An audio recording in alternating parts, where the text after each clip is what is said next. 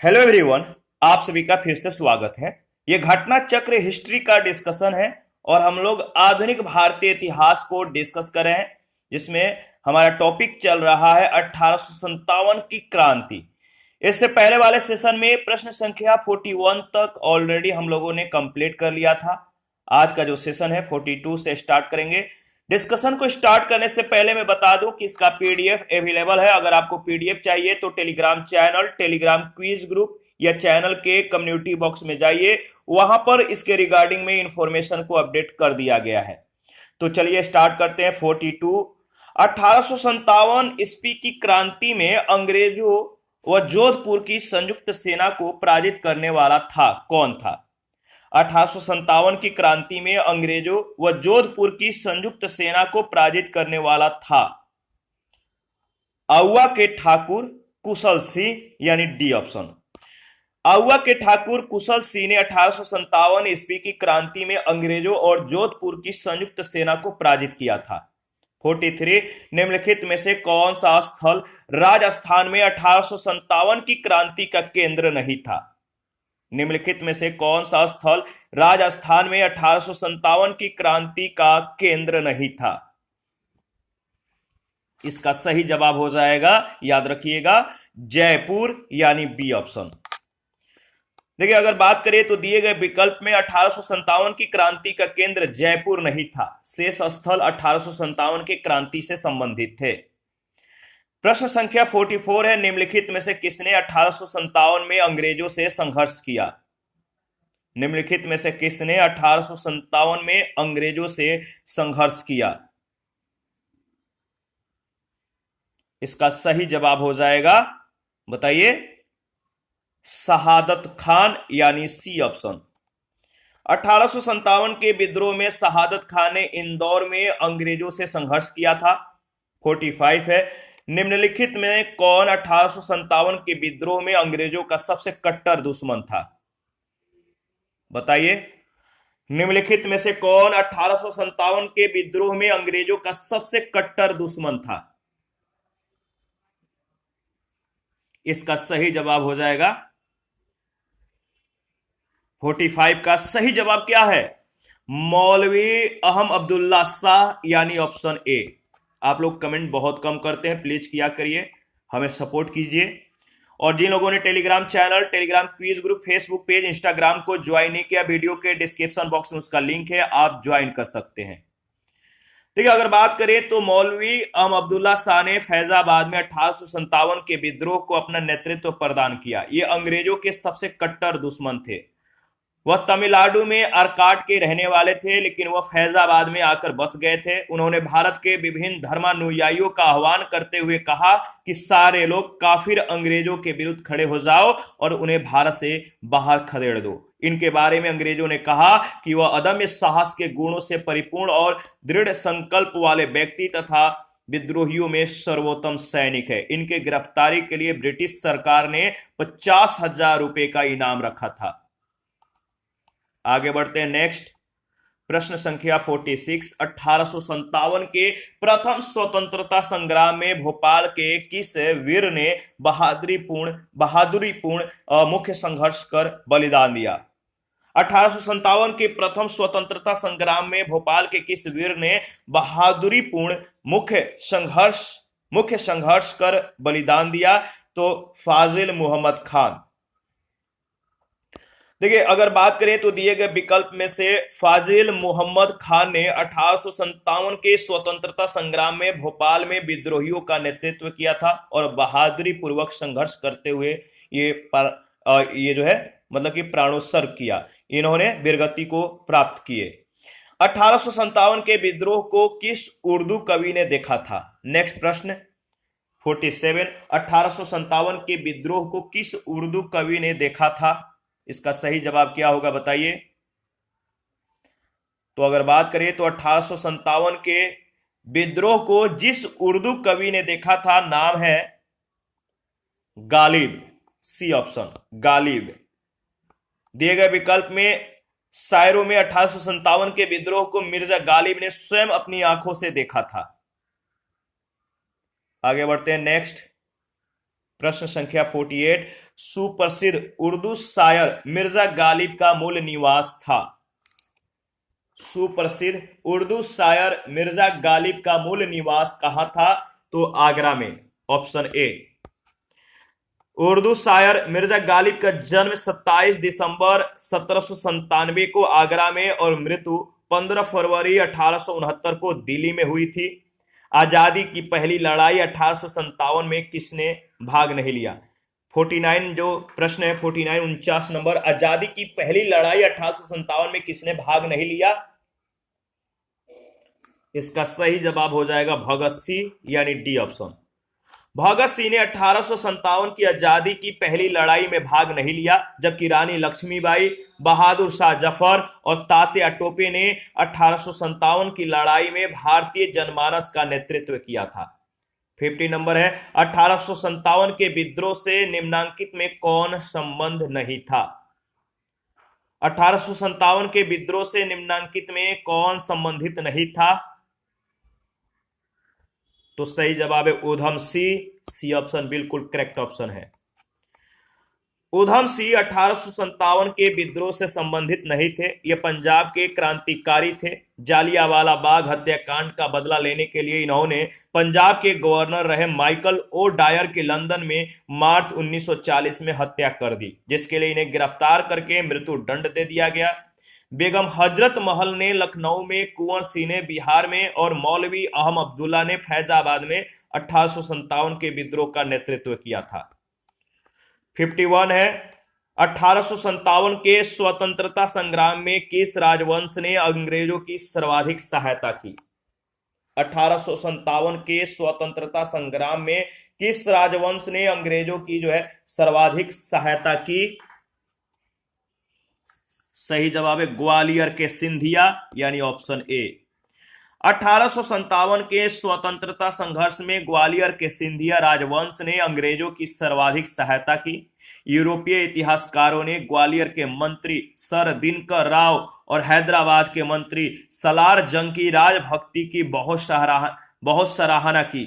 संकट के समय कैनिंग ने कहा था, यदि सिंधिया भी विद्रोह में सम्मिलित हो जाए तो मुझे कल ही बिस्तर गोल करना होगा, यानी यहां से चले जाना होगा। 52 है, भारत में शिक्षित मध्य वर्ग ने क्या किया था? भारत में जो शिक्षित मध्यम वर्ग थे, इन्होंने क्या किया?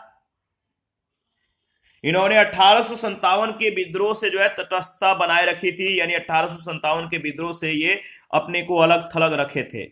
1857 के विद्रोह में शिक्षित वर्ग ने कोई रुचि नहीं ली, जो इस महासमर की असफलता के प्रमुख कारणों में से एक है। विद्रोही जिस प्रकार अंधविश्वासों का उपयोग करते या प्रगतिशील सामाजिक उपायों का विरोध करते थे, उससे शिक्षित भारतीय उनसे बिदक कर दूर हो गए थे।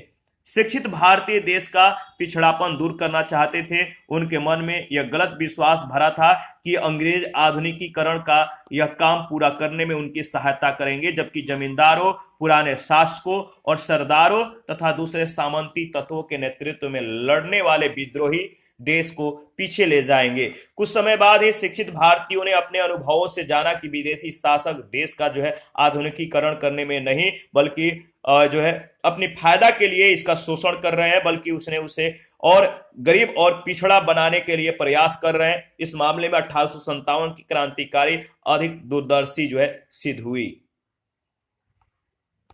आगे बढ़ते हैं नेक्स्ट प्रश्न संख्या 53। निम्नलिखित वर्गों में से किसने 1857 के विद्रोह में भाग नहीं लिया? निम्नलिखित वर्गों में से किसने 1857 के विद्रोह में भाग नहीं लिया? इसका सही जवाब क्या होगा बताइए। सही जवाब हो जाएगा साहूकार, जमींदार, यानी डी ऑप्शन। 1857 के विद्रोह बहुत बड़े क्षेत्रों में फैला हुआ था। इसे जनता का व्यापक समर्थन जो है प्राप्त था। अगर बात करें तो फिर भी पूरे देश को यह भारतीय समाज के सभी अंगों और वर्गों को अपनी चपेट में नहीं ले सका। यह दक्षिण भारत और पूर्वी तथा पश्चिमी भारत के अधिकांश भागों में नहीं फैल सका। भारतीय रजवाड़ों के अधिकांश शासक और बड़े जमींदार पक्के स्वार्थी और अंग्रेजों की शक्ति से भयभीत थे। वे विद्रोह में शामिल नहीं थे। ग्वालियर के सिंधिया, इंदौर के होलकर, हैदराबाद के निजाम, जोधपुर के राजा, भोपाल के नवाब, पटियाला, नाभा और जिंद के सिख शासक और पंजाब के दूसरे सिख सरदार, कश्मीर के महाराजा और दूसरे अनेक सरदारों और बड़े जमींदारों ने विद्रोह को कुचलने में अंग्रेजों की सक्रिय सहायता की। गवर्नर जनरल कैनिंग ने बाद में टिप्पणी की, इन शासकों और सरदारों ने तूफान के आगे बांध की तरह यानी तरंग रोधक की तरह कार्य किया, वरना यह तूफान एक ही लहर में हमें बहा ले जाता। उच्च और मध्य वर्गों के अधिकांश लोग विद्रोहियों के आलोचक थे। विद्रोह में शामिल अवध के बहुत से तालुकदारों यानी बड़े जमींदारों ने अंग्रेजों से या आश्वासन पाकर कि उनकी जागीरें वापस दे दी जाएंगी, विद्रोह से किनारा कर लिया। ग्रामीण जनता के हमले का निशाना सूदखोर और साहूकार थे, इसीलिए वे स्वाभाविक तौर पर विद्रोह के शत्रु हो गए थे। आधुनिक शिक्षा प्राप्त भारतीयों ने भी विद्रोह का साथ नहीं दिया। शिक्षित भारतीय देश का पिछड़ापन समाप्त करना चाहते थे। अगर बात करें तो उनके मन में यह गलत विश्वास भरा था कि अंग्रेज आधुनिकीकरण के ये काम पूरा करने में उनकी सहायता करेंगे। याद रखिएगा। 54 है, इनमें से किसने अंग्रेजी ईस्ट इंडिया कंपनी के कंट्रोल के खिलाफ बगावत नहीं की? इनमें से किसने अंग्रेजी ईस्ट इंडिया कंपनी के कंट्रोल के खिलाफ बगावत नहीं की? इसका सही जवाब क्या होगा? इसका सही जवाब हो जाएगा हैदराबाद का निजाम यानी बी ऑप्शन। आगे बढ़ते हैं। इसके बारे में अगर बात करें तो दिए गए विकल्पों में से हैदराबाद के निजाम ने कभी अंग्रेजों के विरुद्ध विद्रोह नहीं किया। विजयनगरम के राजा, इन्होंने 18वीं शताब्दी के उत्तरार्ध में कंपनी शासन के विरुद्ध विद्रोह किया। तमिलनाडु के पोलिगारों के द्वारा कई बार विद्रोह किया गया और त्रावणकोर के दीवान बेलुथम्पी के द्वारा 1809 में अंग्रेजों के विरुद्ध विद्रोह का नेतृत्व किया गया। 55 नंबर है, निम्न में से कौन सा एक क्षेत्र 1857 के विद्रोह से प्रभावित नहीं था? निम्नलिखित में से कौन सा एक क्षेत्र 1857 के विद्रोह से प्रभावित नहीं था? सही जवाब है चित्तौड़, बी ऑप्शन। 1857 के विद्रोह से चित्तौड़ प्रभावित नहीं था, जबकि झांसी, जगदीशपुर, लखनऊ इन विद्रोह के केंद्र थे। इन केंद्रों की अगुवाई रानी लक्ष्मीबाई, कुंवर सिंह और बेगम हजरत महल ने की थी। 56 से 1857 के विद्रोह से बिहार का कौन सा भाग अप्रभावित रहा? बताइए। 1857 के विद्रोह से बिहार का कौन सा भाग अप्रभावित रहा? इसका सही जवाब हो जाएगा, अगर बात करें तो सही जवाब क्या है बताइए। देखिए इसका सही जवाब है, कमेंट कीजिए फटाफट। देखिए यहां पे पूरा ऑप्शन देख लीजिए। निम्नलिखित कूटों से उत्तर को चुनना है, काफी महत्वपूर्ण सवाल है, बहुत बार पूछा गया है, तो याद रखिएगा इसका सही जवाब हो जाएगा केवल, अगर बात करें तो वैसे बी ऑप्शन सही है, केवल मुंगेर। कौन सा भाग अप्रभावित रहा? मुंगेर यानी बी ऑप्शन, बाकी सभी प्रभावित रहे। आरा, दानापुर, गया, पटना, मुजफ्फरपुर, शाहाबाद विद्रोह के प्रमुख केंद्र थे, जबकि मुंगेर का क्षेत्र जो था इस विद्रोह से अप्रभावित रहा। 57 है, सूची 1 सूची 2 के साथ आपको मिलान करना है, तो चलिए मिलान करते हैं। बख्त खां का संबंध कहां से था? बख्त खां दिल्ली। मौलवी अहमदुल्ला का संबंध अवध से था। कुंवर सिंह आरा, नाना साहब कानपुर, यानी सही जो ऑप्शन दिया गया है ऑप्शन सी में जो मिलान दिया गया करेक्ट है, सी ऑप्शन ये रहा। दोबारा से इसको रिवाइज कर लेते हैं। बख्त खां का संबंध दिल्ली से, मौलवी अहमदुल्ला का अवध से, कुंवर सिंह का आरा से, नाना साहब का कानपुर से। 58 है, इसको भी सूची 1 सूची 2 के साथ आपको मिलान करना है, तो चलिए मिलान करते हैं। झांसी का संबंध किससे है? तो झांसी रानी लक्ष्मीबाई। लखनऊ का संबंध अगर बात करें तो बेगम हजरत महल। कानपुर का जो संबंध है अगर बात करें तो अजीमुल्ला खां, और फैजाबाद का मौलवी अहमद शाह, यानी सही ऑप्शन है ऑप्शन ए।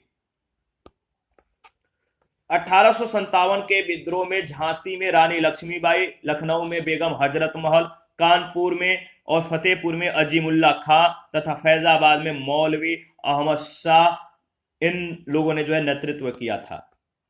59 है, निम्नलिखित में से कौन सही सुमेलित नहीं है? कौन सही सुमेलित नहीं है?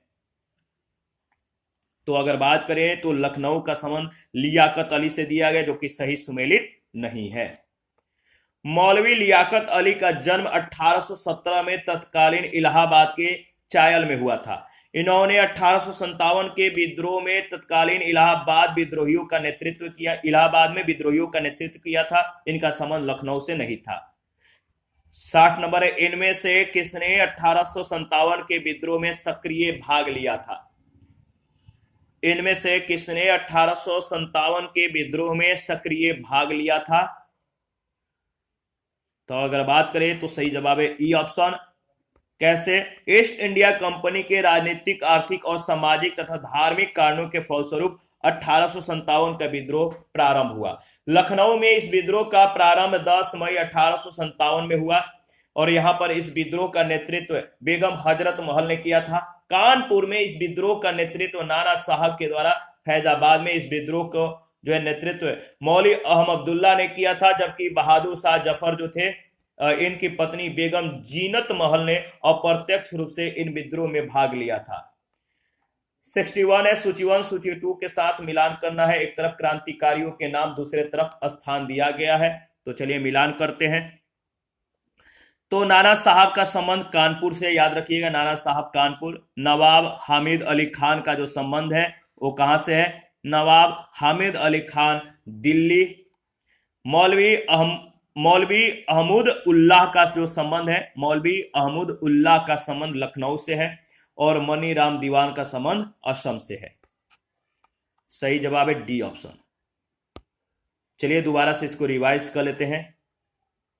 देखिए, नाना साहब ये कानपुर से, नवाब हामिद अली खान दिल्ली, मौलवी अहमद उल्लाह यानी मौलवी अहमदुल्लाह शाह का संबंध लखनऊ से, मनीराम दीवान का संबंध असम से। लखनऊ में मौलवी अहमदुल्लाह शाह ने बेगम हजरत महल को सहयोग प्रदान किया था, नोट में याद रखिएगा।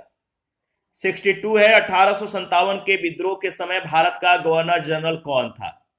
1857 के विद्रोह के समय अगर बात करें तो भारत का गवर्नर जनरल कौन था? इसका सही जवाब हो जाएगा, याद रखिएगा, लॉर्ड कैनिंग, सी ऑप्शन। 1857 के विद्रोह के समय भारत का गवर्नर जनरल लॉर्ड कैनिंग 1856 से 62 के बीच था। लॉर्ड कैनिंग भारत में कंपनी के द्वारा नियुक्त अंतिम गवर्नर जनरल और ब्रिटिश सम्राट के अधीन नियुक्त भारत का पहला वायसराय था। 63 है, 1857 ईस्वी के विद्रोह के समय भारत का गवर्नर जनरल कौन था? सेम प्रश्न सेम जवाब, लॉर्ड कैनिंग इसका सही जवाब हो जाएगा। 64 है, 1857 में भारत का गवर्नर जनरल कौन था? वही प्रश्न है, रिपीटेड है, इसको याद रखिएगा, बहुत बार पूछा गया है। 1857 में भारत का गवर्नर जनरल कौन था? तो सही जवाब है लॉर्ड कैनिंग, सी ऑप्शन। 65 सिपाही विद्रोह के समय भारत का गवर्नर जनरल कौन था? सिपाही विद्रोह के समय भारत का गवर्नर जनरल कौन था? सही जवाब है लॉर्ड कैनिंग यानी ऑप्शन ए। 66 है, 1857 विद्रोह के समय बैरकपुर में कौन ब्रिटिश कमांडिंग ऑफिसर था? 1857 विद्रोह के समय बैरकपुर में कौन ब्रिटिश कमांडिंग ऑफिसर था? तो हेडसे याद रखिएगा। मार्च 1857 में 34वीं बंगाल नेटिव इन्फेंट्री के सिपाही मंगल पांडे के विद्रोह के समय बैरकपुर में lieutenant general John Bennet Hearsey commanding officer थे। प्रश्न संख्या 67 है, 1857 में किसने इलाहाबाद को आपातकालीन मुख्यालय बनाया था? 1857 में किसने इलाहाबाद को आपातकालीन मुख्यालय बनाया था? तो लॉर्ड कैनिंग। 1857 के विद्रोह के समय तत्कालीन गवर्नर जनरल लॉर्ड कैनिंग ने इलाहाबाद को आपातकालीन मुख्यालय बनाया था। 68 है, 1857 के विद्रोह के समय ब्रिटिश प्रधानमंत्री कौन था? 1857 के विद्रोह के समय ब्रिटिश प्रधानमंत्री कौन था? सही जवाब है, बताइए, पामस्टर्न यानी बी ऑप्शन। जिस समय भारत में 1857 की क्रांति हुई, ब्रिटेन में विस्काउंट पामस्टर्न यानी हेनरी जॉन टेम्पल, तृतीय विस्काउंट पामस्टर्न ब्रिटेन का प्रधानमंत्री था। उसका कार्यकाल 1855 से 1858 और 1859 से 1865 के बीच था। 69 है, निम्नलिखित में से किसका नाम 1857 के विद्रोह से नहीं जुड़ा है? किसका नाम 1857 के विद्रोह से नहीं जुड़ा हुआ है? तो अगर बात करें तो सही जवाब है कर्नल सेंट लेगर, लेफ्टिनेंट कर्नल गेब्स और कर्नल वैलेस, यानी उपयुक्त सभी का। दिए गए विकल्प में कोई भी 1857 के विद्रोह से नहीं जुड़ा था। 70 1857 का विद्रोह किस कारण से असफल रहा? 1857 का जो विद्रोह है वो किस कारण से असफल रहा? कारण था किसी समान योजना और केंद्रीय संगठन की कमी, बी ऑप्शन। अगर बात करें तो देखिए 1857 के विद्रोह की असफलता का जो मुख्य कारण था किसी समान योजना और केंद्रीय संगठन की कमी थी। योजना नहीं था, केंद्रीय संगठन नहीं था, लोगों में एकमतता नहीं था। विद्रोहियों के नेताओं में कोई संगठन की भावना देखने को नहीं आई। 82 वर्षीय मुगल सम्राट बहादुर शाह कमजोर था, उसके द्वारा विभिन्न सरदारों का आह्वान करना काफी नहीं था। साथ ही विद्रोहियों ने वीरता तो दिखाई और सरकार का विनाश करने पर वे तुले हुए भी प्रतीत होते थे, लेकिन ऐसा करने के लिए उनके पास किसी सुनियोजित कार्यक्रम का पूर्ण रूप से अभाव था। उनमें अनुशासन की कमी थी। कभी कभी वे अनुशासित सेना के बजाय दंगाई भीड़ की तरह व्यवहार करते थे। विदेशी शासन के प्रति एक साझी घृणा को छोड़कर और कोई संबंध सूत्र नेताओं के बीच नहीं था। किसी क्षेत्र विशेष से ब्रिटिश सत्ता को उखाड़ फेंकने के बाद उन्हें पता भी नहीं होता था कि उसकी जगह किस प्रकार की राजनीतिक सत्ता या संस्थाएं स्थापित की जाए। उनके पास एक भविष्योन्मुख कार्यक्रम, सुसंगत विचारधारा, राजनीतिक परिप्रेक्ष्य या भावी समाज और अर्थव्यवस्था के प्रति एक स्पष्ट दृष्टिकोण का अभाव था। 71 है, 1857 का प्रथम स्वतंत्रता संग्राम असफल हुआ, क्यों? 1857 का प्रथम स्वतंत्रता संग्राम असफल क्यों हुआ? इसलिए कि भारतीय सिपाहियों में उद्देश्य की एकता की कमी थी। ठीक है, प्राय भारतीय राजाओं ने ब्रिटिश सरकार का साथ दिया और ब्रिटिश सिपाही कहीं अच्छे सज्जित और संगठित थे, यानी डी ऑप्शन, उपयुक्त सभी। विद्रोह के समय भारतीयों में एकता के अभाव के चाहे जो भी कारण रहे हो, लेकिन विद्रोह के लिए एक घातक सिद्ध हुआ। विद्रोहियों के लक्ष्य को धक्का पहुंचाने के लिए यह अकेली कमजोरी नहीं थी। भारतीय सिपाही बहादुर और स्वार्थ रहित तो थे, मगर उनमें अनुशासन और एकता का अभाव था। बंबई और मद्रास की सेनाएं राजभक्त रही। अवध और रुहेलखंड के तथा अन्य उत्तरी भारत के सामंतवादी तत्वों ने विद्रोह का नेतृत्व किया, किंतु दूसरी ओर अन्य सामंतवादी तत्वों ने जैसा पटियाला, जींद, ग्वालियर और हैदराबाद के राजाओं ने इस विद्रोह के दमन में सहायता की। यूरोपीय इतिहासकारों ने ग्वालियर के मंत्री सर दिनकर राव और हैदराबाद के मंत्री सलार जंग की राजभक्ति की बहुत सराहना की। रणनीति और रणकौशल के दृष्टि से भी अंग्रेजी सेनाएं भारतीय विद्रोहियों से बहुत आगे थी। वे भारतीय सिपाहियों की तुलना में अधिक सुसज्जित थी। 1857 के विद्रोह की असफलता के उपयुक्त सभी कारण जिम्मेदार थे। 72 है, अंग्रेज राजपूत राज्यों में 1857 के विद्रोह को दबाने में सफल रहे, क्यों? अंग्रेज राजपूत राज्यों में 1857 के विद्रोह को दबाने में सफल क्यों रहे? क्योंकि अगर बात करें तो इस सफल रहने का जो कारण है, दबाने में सफल रहे, क्योंकि स्थानीय शासकों ने क्रांतिकारियों का साथ नहीं दिया, ऑप्शन ए। 73 है, निम्नलिखित में से किन ब्रिटिश अधिकारियों ने लखनऊ में अपना जीवन खोया था? किस ब्रिटिश अधिकारियों ने लखनऊ में अपना जीवन खोया? तो अगर बात करें तो जनरल नील, जनरल हैवलॉक और हेनरी लॉरेंस, 2, 3 और 4, यानी सी ऑप्शन। अगर बात करें तो 14 सितंबर 1857 को अंग्रेजों के द्वारा दिल्ली पर अधिकार करने के क्रम में जनरल जॉन निकलसन घायल हुए थे। 23 सितंबर 1857 को उनकी मृत्यु हुई। लखनऊ में 1857 के विद्रोह के दौरान अंग्रेज रेजिडेंसी की रक्षा करते हुए sir Henry Lawrence, major general Havelock और जनरल नील की मृत्यु हुई। 74 है, विचार कीजिए कथन ए। 1857 में प्रथम स्वतंत्रता संग्राम ब्रिटिश सरकार से स्वतंत्रता प्राप्त करने में असफल रहा। कारण बहादुर शाह जफर के नेतृत्व को जन सहयोग नहीं मिला था और अधिकांश महत्वपूर्ण रियासतों के शासक उनका साथ देने में कतरा गए। इन दोनों में से जो सही है आपको बताना है। तो इसका सही जवाब है ए, और मतलब कथन क और जो कारण का है दोनों सत्य है। का सही स्पष्टीकरण है, यानी ऑप्शन ए बिल्कुल सही ऑप्शन है। देखिए, कारण और कथन दोनों सत्य है। कारण कथन की सही स्पष्टीकरण है। 1857 के प्रथम स्वतंत्रता संग्राम के असफल होने के कई कारण थे। इनमें सर्वाधिक महत्वपूर्ण कारण अधिकांश प्रमुख रियासतों के शासकों के द्वारा अंग्रेजों का समर्थन करना रहा। इसके बाद 75 है, निम्नलिखित में से किसने 1857 के विद्रोह को एक षड्यंत्र की संज्ञा दी? किसने 1857 के विद्रोह को एक षड्यंत्र की संज्ञा दी? तो सही जवाब है सर जेम्स आउट्रम और W Taylor, option A. Sir James Outram और डब्ल्यू टेलर जो थे, इन्होंने 1857 के विद्रोह को हिंदू मुस्लिम षड्यंत्र का परिणाम बताया। आउट्रम का विचार था कि यह मुस्लिम षड्यंत्र था जिसमें हिंदू शिकायतों का लाभ उठाया गया। जॉन लॉरेंस और सीले के अनुसार यह केवल सैनिक विद्रोह था। जॉन सीले के अनुसार 1857 का विद्रोह एक पूर्णतः जो है देशभक्ति रहित और स्वार्थी सैनिक विद्रोह था, जिसमें न कोई स्थानीय नेतृत्व ही था और न ही इसे सर्वसाधारण का समर्थन प्राप्त था। उसके अनुसार यह एक संस्थापित सरकार के विरुद्ध भारतीय सेना का विद्रोह था। टी.आर. होल्मस के अनुसार यह बर्बरता और सभ्यता के बीच युद्ध था। 76 है, आधुनिक इतिहासकार जिसने 1857 के विद्रोह को स्वतंत्रता की पहली लड़ाई कहा था।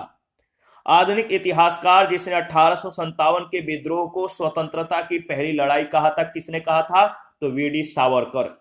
वी.डी. सावरकर ने अपनी पुस्तक the Indian war of independence 1857 में 1857 के विद्रोह को सुनियोजित स्वतंत्रता संग्राम की संज्ञा दी। उन्होंने इसे स्वतंत्रता की पहली लड़ाई भी कहा था। 77 नंबर है, 1857 के संग्राम को प्रथम स्वतंत्रता संग्राम का नाम किसने दिया? 1857 के स्वतंत्रता संग्राम को मतलब कि पहला स्वतंत्रता संग्राम का नाम जिसने दिया, नाम है वी.डी. सावरकर। 78 है, 1857 के विद्रोह को किसके द्वारा प्रथम भारतीय स्वतंत्रता संग्राम के रूप में वर्णित किया गया था? 1857 के विद्रोह को किसके द्वारा प्रथम भारतीय स्वतंत्रता संग्राम के रूप में वर्णित किया गया था? तो वी.डी. सावरकर के द्वारा, ऑप्शन ए। इसके बाद 79 है, भारतीय स्वाधीनता आंदोलन का सरकारी इतिहासकार था कौन? भारतीय स्वाधीनता आंदोलन का सरकारी इतिहासकार कौन था? तो याद रखिएगा एस.एन. सेन। 1857 के भारतीय स्वाधीनता आंदोलन के सरकारी इतिहासकार सुरेंद्र नाथ सेन थे, जिनकी पुस्तक 1857 में जो है प्रकाशित हुई थी। भारतीय भाषा में 1857 के विप्लव के कारणों पर लिखने वाला प्रथम भारतीय था। भारतीय भाषा में 1857 के विप्लव के कारणों पर लिखने वाला प्रथम भारतीय था। कौन था? तो सही जवाब है सैयद अहमद खां, यानी option A. Sir Syed Ahmad Khan के द्वारा लिखित पुस्तक असबाब ए बगावत ए हिंद 1859 में प्रकाशित हुई थी, जिसमें 1857 के विद्रोह के कारणों की चर्चा की गई थी। 81 है, तथा कथित प्रथम राष्ट्रीय स्वतंत्रता संग्राम न तो प्रथम न राष्ट्रीय और न ही स्वतंत्रता संग्राम था। यह कथन संबंधित है आर.सी. मजमूदार से, ऑप्शन ए। आर.सी. मजमूदार ने अपनी पुस्तक the sepoy mutiny and the revolt of 1857 को स्वतंत्र रूप से जो है 1957 में प्रकाशित किया। मजमूदार ने नहीं, 1857 के विद्रोह को, ठीक है, 1957 में प्रकाशित किया। मजमूदार ने ही 1857 के विद्रोह को तथा कथित प्रथम राष्ट्रीय स्वतंत्रता संग्राम न प्रथम न राष्ट्रीय और न ही स्वतंत्रता संग्राम जो है कहा था। किसने लिखा था कि इस निर्णय से इनकार करना कठिन है कि तथा कथित 1857 का प्रथम राष्ट्रीय स्वतंत्रता संग्राम न तो प्रथम न तो राष्ट्रीय था और न ही स्वतंत्रता संग्राम था। यह कथन है आर.सी. मजमूदार का। इसके बाद नेक्स्ट प्रश्न है प्रश्न संख्या 83 किस भारतीय प्रख्यात इतिहासकार ने 1857 की क्रांति को क्रांति नहीं माना है? किस भारतीय इतिहासकार ने 1857 की क्रांति को क्रांति नहीं माना है? नाम है doctor RC Majumdar, D option. दिए गए विकल्प में आरसी मजमूदार ने 1857 की क्रांति को क्रांति नहीं मानते हैं। उन्होंने अपनी पुस्तक the sepoy mutiny and the revolt of 1857 में कहा कि तथाकथित राष्ट्रीय संग्राम न तो पहला था न ही राष्ट्रीय था और न ही स्वतंत्रता संग्राम था। 84 19वीं शताब्दी के मध्य में भारतीय राष्ट्रवाद भ्रूणावस्था में थी, इस तथ्य को मानने वाले इतिहासकार कौन थे? 19वीं शताब्दी के मध्य में भारतीय राष्ट्रवाद भ्रूणावस्था में थी, इस तथ्य को मानने वाले जो इतिहासकार थे कौन थे? नाम है डॉक्टर आरसी मजमूदार और डॉक्टर एस एन सेन, यानी ऑप्शन ए। आरसी मजमूदार और डॉक्टर एस एन सेन जैसे इतिहासकार 19वीं शताब्दी के मध्य में भारतीय राष्ट्रवाद को भ्रूणावस्था में मानते थे। 85 है 1857 की क्रांति के बारे में कौन सी एक अवधारणा सही है? 1857 की क्रांति के बारे में जो अवधारणा दिया गया कौन सी एक अवधारणा सही है? सी ऑप्शन में जो दिया गया सी है, इसने भारत में ईस्ट इंडिया कंपनी की शासन प्रणाली को जो है मृत प्राय बना दिया। यह अवधारणा सही है। 1857 की क्रांति के परिणाम स्वरूप भारतीय शासन की बागडोर कंपनी के हाथों से निकलकर ब्रिटिश क्राउन के हाथों में चली गई। इसकी शासन प्रणाली में भी आमूलचूल परिवर्तन किया गया। 1857 की क्रांति के संदर्भ में प्रश्न विकल्प जो है सी की अवधारणा सही है। 86 है महारानी विक्टोरिया ने भारतीय प्रशासन को ब्रिटिश ताज के नियंत्रण में लेने की घोषणा कब की थी?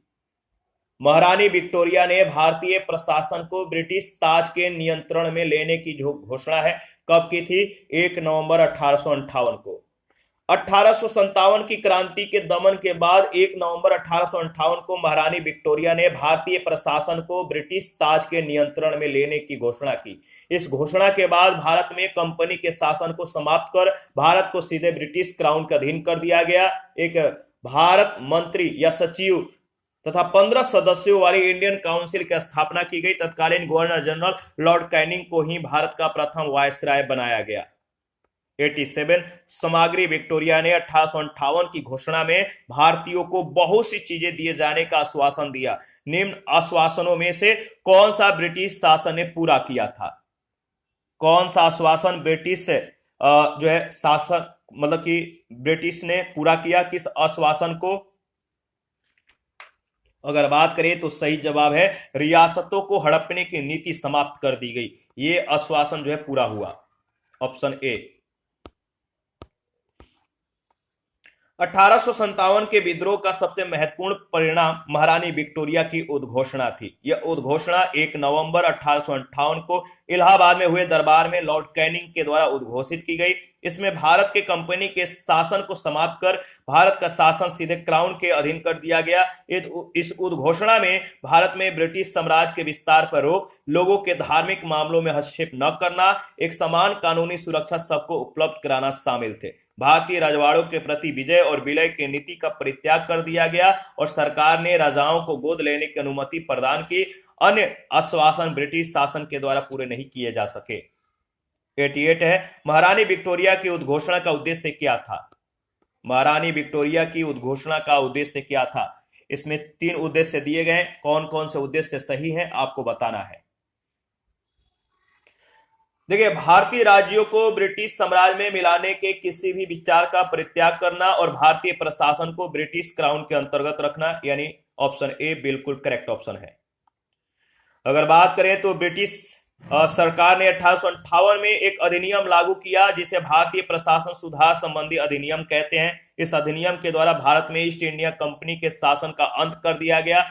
ब्रिटिश सरकार ने भारतीय प्रदेशों का प्रबंध सीधा अपने हाथों में ले लिया। इस अधिनियम के तहत 1858 में महारानी विक्टोरिया ने एक घोषणा की जिसे यह उद्घोषित किया कि अब से भारत का शासन ब्रिटिश शासन के द्वारा और उनके लिए सेक्रेटरी ऑफ स्टेट के द्वारा चलाया जाएगा। गवर्नर जनरल को वायसराय की पदवी दे दी गई, जिसका अर्थ था कि वह राजा का प्रतिनिधि था। संक्षेप में भारत पर ब्रिटिश सर्वोच्चता सुदृढ़ रूप से स्थापित कर दी गई। साथ ही रानी विक्टोरिया के द्वारा की गई घोषणा के द्वारा देशी राज्यों को यह आश्वासन दिया गया कि उनका अस्तित्व बना रहेगा। स्पष्ट है कि भारतीय राज्यों को ब्रिटिश साम्राज्य में मिलाने के किसी भी विचार का परित्याग करने की घोषणा की गई थी। ब्रिटानिका के द्वारा प्रकाशित द हिस्ट्री ऑफ इंडिया नामक पुस्तक के पृष्ठ संख्या 261 पर लिखित है कि the announcement reserve Lord Dalhousie's preferred policy of the political unification through princely state annexation। इस तरह से जो है ये लिखा गया है। 89 है, निम्नलिखित में से कौन सा आयोग 1857 के विद्रोह के दमन के बाद भारतीय फौज के नौ संगठन से संबंधित है? तो वह है पील आयोग यानी बी ऑप्शन। 1857 के विद्रोह के दमन के बाद ब्रिटिश सरकार ने भारतीय फौज के नौ संगठन के लिए बुलाई। 1858 में मेजर जनरल जोनाथन पील की अध्यक्षता में एक रॉयल कमीशन यानी पील आयोग का गठन हुआ, जिसके द्वारा सेना के रेजिमेंटों को जाति, समुदाय, धर्म के आधार पर विभाजित किया गया। यूरोपीय सैनिकों की संख्या 1857 में पूर्व 1857 से पहले 45,000 थी, अब 65,000 कर दी गई। भारतीय सैनिकों की संख्या 2,38,000 से घटाकर 1,40,000 कर दी गई। बंगाल में यूरोपीय सैनिकों की भारतीय सैनिकों से 1:2 का अनुपात, जबकि मद्रास तथा बंबई में यह अनुपात 1:3 का रखा गया। 90 नंबर है। 90 नंबर, 1857 के विद्रोह के बाद ब्रिटिश सरकार ने सिपाहियों का इन प्रांतों से चयन किया। किन प्रांतों से चयन किया? तो याद रखिएगा, गोरखा, सिख और पंजाबी उत्तर प्रांत से। 1857 के विद्रोह के बाद ब्रिटिश सरकार ने सिपाहियों का चयन गोरखा, सिख, पंजाब के उत्तर प्रांत से किया। 1857 के विद्रोह को भड़काने में उत्तर प्रदेश और बिहार के सैनिकों ने काफी महत्वपूर्ण भूमिका निभाई थी, इसीलिए ब्रिटिश सरकार ने इन्हें संदेह के दृष्टि से देखती थी। विद्रोह के समय बंगाल सेना के 60% सैनिक अवध और उत्तरी पश्चिमी यूपी प्रांत के थे। विद्रोह के लिए भारतीय सेना उत्तरदायी थी। इसी कारण 1 नवंबर 1858 को महारानी विक्टोरिया के उद्घोषणा पत्र के अंतर्गत सेना का पुनर्गठन किया गया, जो विभाजन और प्रतिलोभन के नीति पर आधारित था। इसी के साथ आज का जो सेशन है समाप्त करते हैं। नेक्स्ट सेशन में अन्य जन आंदोलन के बारे में हम लोग डिस्कस करेंगे। आप अपना प्रतिक्रिया देते रहिए। आपके प्रतिक्रियाओं का हमें बेसब्री से इंतजार रहता है। जिन लोगों ने Telegram channel, Telegram quiz group, Facebook page, Instagram को ज्वाइन नहीं किया, वीडियो के डिस्क्रिप्शन बॉक्स में उसका लिंक है, प्लीज ज्वाइन कीजिए, हमें सपोर्ट कीजिए। Thank you.